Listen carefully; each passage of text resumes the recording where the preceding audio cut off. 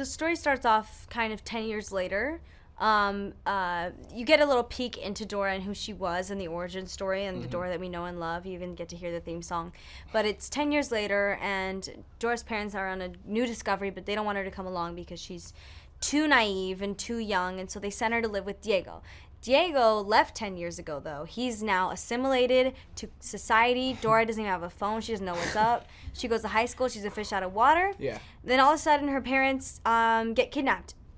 And then she gets kidnapped, and they end up back in the jungle with new friends. Yeah, like she said, Dora and Diego are pretty much inseparable until about the age of 6 when Diego moves to the city.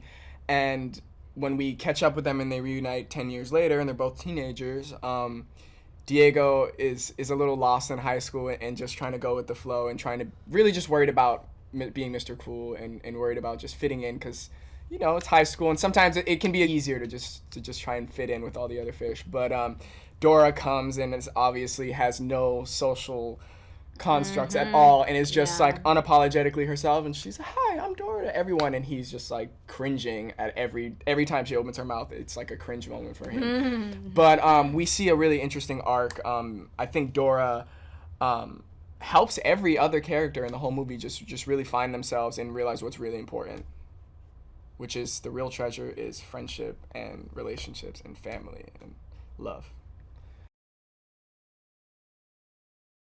I think that it more than anything expands rather than changes anything. Or I don't think the great thing is they didn't really change anything from the original show, and whatever seemed kind of out of reach, they kind of made it into like a humorous thing. The breaking of the fourth wall. The talking backpacks, the talking like map, the talking map, all the fox, animals, everything. and the songs and the singing, and just really, really funny writing.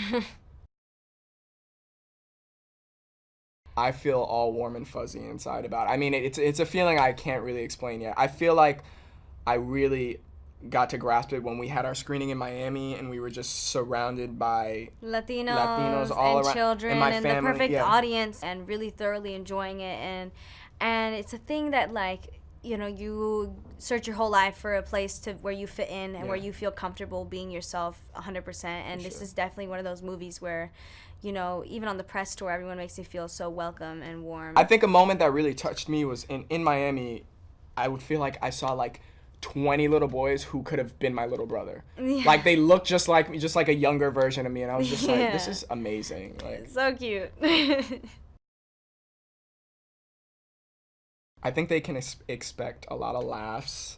I mean, even the adults. I mean, there's a good handful of jokes that will go right over kids' heads and go right into the adults' ears and just crack them up. But they can expect laughter, joy, fun, adventure. All of the elements from the original show that you love, plus more. Plus much more, It's expanding on what you envisioned in your childhood. It's like taking that, putting it on steroids, and like making this big event that's also something that I'm really proud of when it comes to our culture. Yeah, and it really feels like a classic adventure movie. Like it just has that classic adventure movie vibe to it. It's crazy. Yeah. I like Boots too. He's really cute.